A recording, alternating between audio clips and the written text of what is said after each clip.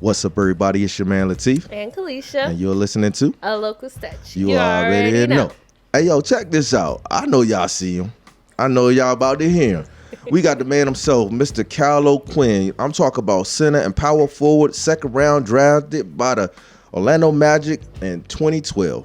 What's up, my dude? What's up? How y'all doing, man? Good, We gotta also add, he's also a proud alumni of Norfolk State University. Oh, yeah, for sure. The green and gold. All right. Hey, yo, check this out. So, my man, do me a favor. Let everybody know a little bit about you as far as your background and stuff. And then we can get right on into, because we don't want to talk too much about basketball. We want to talk about your mission of the reason why you came back to the 757 and what you're trying to do. Okay, well, thank you for that wonderful introduction. You know, you took a lot of words out of my mouth, and I appreciate that. Always feels good to be what I consider home. Okay. But I was born and raised in New York, Queens, New York, and proud alumni of the green and gold. That's what's up. I had the honor and the pleasure to play here in front of these wonderful fans, the Spartan Legion, from 2008 to 2012, and happy to be back. Truly am, and I think my family is very excited for me to be back in the area as well. Got you. Like I said, I don't want to focus too much in on the basketball aspect because there's so much more that we need to talk about. That's the level of importance based off of you being back here in the 757. But I do want to go back just for a moment. You got drafted in 2012. It was time for you to hit that court for the very first time. What was going through your mind? Now, if I told you exactly how I felt in that moment, I'll be lying. Because you really can't. It's an out-of-body experience. You know, you're playing in front of 20,000 people.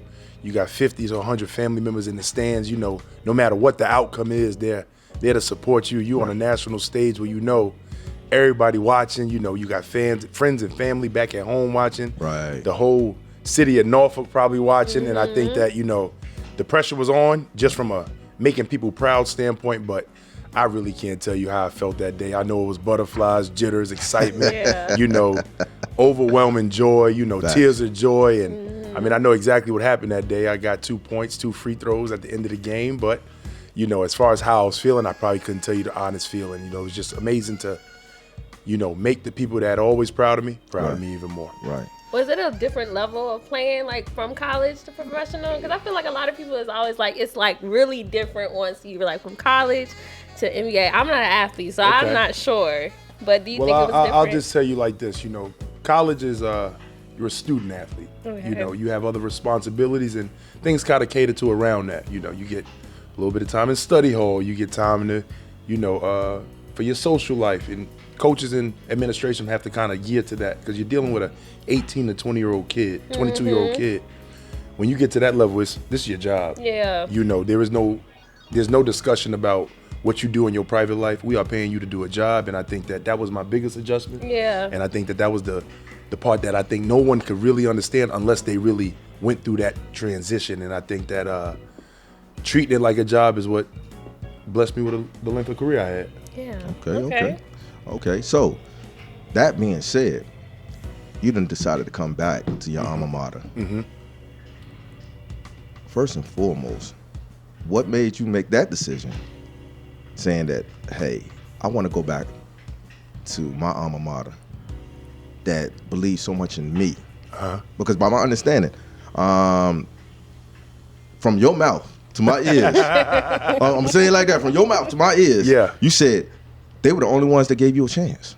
Talk to me about that. So in 2008, you know, everybody, if you don't know the story, you know, most people do. In 2008, I was getting under-recruited a little bit, and Coach Jones, the now head coach there, was an assistant, one of the youngest assistants in Division I history, and he took a chance on me, and head coach signed off, A.D. Miller signed off on it, and, you know, they took a chance on a 6'8" guy out of New York City, and I'm grateful to say, you know, I think everybody did their part, but they were the only school to offer me a Division I scholarship, and it was a no-brainer. Obviously, I don't want to say we had to take it, but it was in our right mind to take it.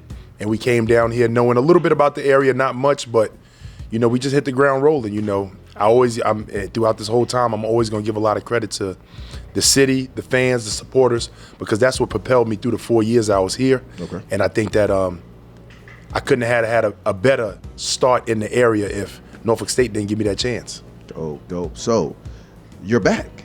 Yep. Tell us why you back. Well, it's a no-brainer that the area has always been somewhat home to me, so it's not a favor that I'm back. The city's doing me a favor as well, but having the opportunity and the chance to work at my university, or the university, my alma mater, is an honor and a privilege, to come back and be in that administrative role where you can help the next guy like myself. You want to give people, student athletes, the experience of what it may be like at the next level, even if they don't get there. Getting there is a very slim chance. We know that, but you don't want to sell them short a little bit in college. And I think that I could speak to the things that the next level presents and help them out at the university when it comes to creating that student athlete experience, essentially the best one that the city has. Okay. So, what is your role? What is your title first? What is your title and your role? You know what I mean? So my title is Executive Director for Athletic Advancement at Norfolk State University. So essentially what I do is come with good ideas to help donors be a part of the experience that we're trying to create with student athletes.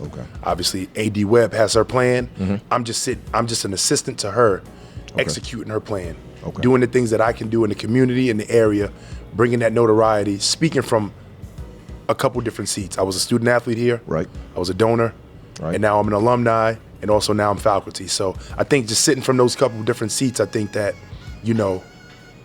it's a partnership that you understand why we're partnering, because I'm speaking from those different seats. So honor and a privilege, like I said before, for the university to bring me back on board. Always wanted to come back, was just waiting for the opportunity and didn't want to sell my career short. Right. And think it's time to come back to just a normal lifestyle and work at my university and get to enjoy my kids.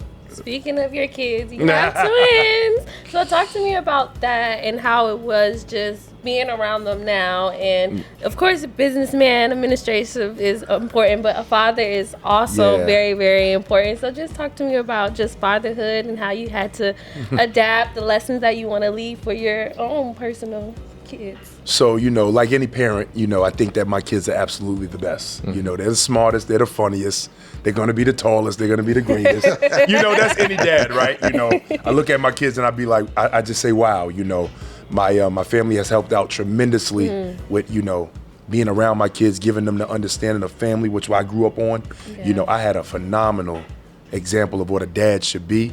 In Tommy O'Quinn, he's no longer with us, but with his blueprint, I think I'm set up perfectly to be, a solid dad as well. And I believe that my children understand that. And my children mean a lot to me, man. Those are my boys, and I named one of my sons after my dad.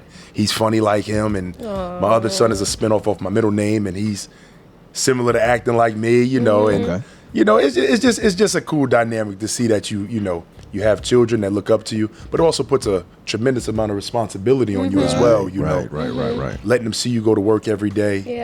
Letting them see me being challenged during my transition. This is not the easiest transition. To come off the court, working out every day and trying to hit your goals and in the locker room and, trying to find family time and trying to find a social life with your job demanding your body, taking a toll on your body. I think that, this is not the easiest transition, but I can say my family and really my children has helped me make an easier transition and my decision much easier. Yeah. Do you think that being that you have the kids and that when you go over to NSU and you are helping these guys, does that kind of help put the pressure on you? I want to kind of help them in their next steps or anything like that? Yeah, because you always can help. You can always give advice on. I think advice is respected when you've done it. Right. Yeah. Right. So now that I'm a father, I can speak to that. Not a husband yet, so I can't speak to that, but hopefully that happens sooner or later where I can, drop a gem or two in that area too. But, my kids have just, made life make sense. And I just think that, I'm blessed to have them. I'm blessed to have the family I have around them, blessed to have their mom in my life. And, I think we have a phenomenal situation where our kids are on the runway to success. Yes. That's what's up. One of the things that I do want to put out there is the fact that he's not only pouring into the young men at the university, he's also pouring into the young ladies dealing with the basketball team and all of that stuff like that. So talk to us about that, man. Well, I mean, it's so many family ties when you talk about Norfolk State basketball as a whole right now. You got to think Larry Vickers, who's changed this women's program, 360. You know, he's done a phenomenal job. Vickers. Big up to Larry Vickers. Shout out to them. You know, on the road for a three-peat, which will be one of the only, if not the first, to ever be done in the MEAC. So don't want to jinx it too much. Nah. But you know we pulling. Like, you know what I'm saying? You know, you gotta get over the hump. But at the end of the day, you know what's at the end of the road, and you know you pulling for him. You know, but. Right. Larry Vickers was an assistant coach when I was on the men's team in 2008 to 2012. He made the transition to the women's side, you know, after I left. But so there's a lot of family ties and a lot of ties, you know, in the basketball program, in athletics as a whole. So I think that, you know, seeing him shape that program and those young ladies just being a part of that, I'm sure he speaks to the testament of him being a men's coach, me being one of his players. It's all wrapped in. So, you know, just like you drop a gem with one of the young men, you could drop a gem on one of these young ladies trying to go into that next step in their life, being a professional, being sharp, being, you know, punctual. What do you do next? What does it look like next? You know, so they won't be going into a dark hole or down a tunnel without a light at the end. So, men or women, men or women, it doesn't matter. I think that, you know, dropping gems comes from, you know, like I said, that experience. Yeah. So, what do y'all have coming up, man? You got anything special coming up based off of, you know, what you do in the capacity that you do it, that you want to be able to get people involved in to help out the program? Well, we know the hype of Michael Vick. You know, that's a big thing right now. You know, that's coming across everybody's desk at a high level. You know, Michael Vick is a big up Mike Vick. Big up Mike Vick. Shout out Mike Vick. Hampton Roads finest, you know, QB1, QB7, no matter what you want to call him, you know who Michael Vick is. And y'all already know I'm an Eagles fan, so y'all already know how that goes. Please. We in that bowl, baby. Stop playing with me. But I think that, you know, with Michael Vick coming on board, I think it means a lot for the community. It means a lot for the city, you know, essentially for the state, you know. Right. Him being a, you know, #1 pick out of Virginia Tech, you know, he's stretching from the 757 all the way up to Blacksburg. So we got a statewide talent that we have on campus, and we have to understand that and cherish that as he hones his skills as his first head coaching job. And I think he'll do great. Well, I know he'll do great, you know, with the university backing him. But at the same time, you know, dealing with that, but also navigating, you know, men's basketball, trying to get to the top again. You know, fell short a little bit last year. I know Coach Jones is not settled. That didn't settle well with him at all. At all. You know, I was here for that last year, and it was tough. And then, and like I said, the women trying to three-peat. Right. You know, we have a championship level athletic department. We do. And I think that, you know, sometimes we may be blindsided by the what's now, but we have a lot of things going on with inside of athletics that everything from the track team on down the line. We're hitting home runs. That was my next thing. You know, track. I mean, the amount of championships they win, it's almost like we're bored of them winning. Right. You know, we don't even give them enough love for track. It's just almost normal. I shouldn't say bored. It's almost normal now. And they meet your expectations every year. And the track team has always been good since I've been there. Facts. You know, from tennis to softball to baseball, you know, to bowling. You know, I just think it's like that time when I was here in 2012, we didn't coin the slogan, but we kind of spoke on it. It's just a good time to be a Spartan. Right. I think that time is coming back right here, right now, especially with the hire of Michael Vick and men's and women's basketball doing some great things, and hopefully they get to the top of the ranks. With everything going on, and it's like a busy schedule and just like everything, how are you keeping your mental like together? Because I feel like everyone needs to come back with the best version of themselves to show up every day, to give it that effort, so that way it can just pour into the younger athletes there. So how are you able to like take a breather, get yourself together, and come back? Is it like playing with your kids? Is it like, you know, listening to some music? What is it? I mean, I'm glad you touched on that, because that's a big part of health, you know, especially as a black man. You know, mental health is one of the highest forms of health that we have to take care of, and then we sometimes ignore. So much pressure's on us, and you don't even know it's pressure, but you just have the expectation to show up and be your best every day. And I think that's, we take it as like, I can do it, but that's pressure that you could kind of unload on sometimes. But I think that, you know, giving yourself some grace and giving yourself some time to just relax, you know, and go through, have a regiment. You know, I talk to my mom, I talk to my kids. I talk to my kids every day, almost between 8:15 and 8:30. They go to school at 8:45. I like to hit them with a nugget every day. That's dope. And, you know, chit chat with them. Right after that, I'm on the phone with my mom. We might recap the kids, conversation, this, that, and the third. So that grounds me in the morning. So now we talking about 9 o'clock. Right. You know what I'm saying? Now, a little gospel music, a little thankfulness, what I'm saying? You got to give them some love. And then, that grounds you to get you into that day. I always say I'm my best between 10 and 2 because I started off, and about 2 o'clock, kind of reset a little bit so you can have a decent evening. But having a schedule, having a little consistency, taking care of yourself and giving yourself some grace to kind of reset, I think, we all need it, especially, when you get older up in age. Yeah. Yeah. Well, we're a little short on time, but you spoke on something. You said, yo, you hit your kids with the nugget. Uh-huh. Drop a nugget on us. Oh, man. Yeah, drop a nugget. Hey, we want to look back on this and say, hey, man, man. Cal dropped this nugget on us right up. On the spot, a nugget I can give you is, man, and I say it all the time. My people say it. They repeat it sometimes when I'm a little down. You got to control what you can control. Okay. Don't get too high, don't get too low. Just control what you can. Don't start worrying about what other people got going on. And if you got to put them blinders on and go straight on your path, right. I think that's the best way to tackle anything you got going on in life. And I think you control what you can control, and you'll have some type of success as you on that journey to, just a solid lifestyle. Yes. Facts. Yeah. People want to get at you in order to be able to help you help not only the athletic program but the university as a whole. Yep.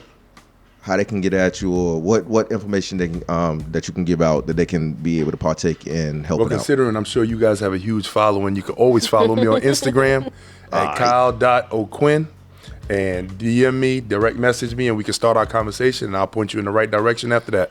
All right, that's what's up. Yep. That's what's up. Well, ladies and gentlemen, that's all the time we have. I just want to thank you so much once again for taking time out of your day to chop it up with us, man. We really, really, really appreciate it. Oh, no, I appreciate you guys for having me. I really do. Thank you for the professionalism and thank you for the time. Facts. Well, that's all the time. I'm Latif. I'm Kalisha. And you already know. Bye. Peace. Thank you for listening to A Locals Touch, sponsored by LG Studios and Cash on the Beat. To connect with us and to be featured on our podcast, please email us at alocalstouch@gmail.com. Bye.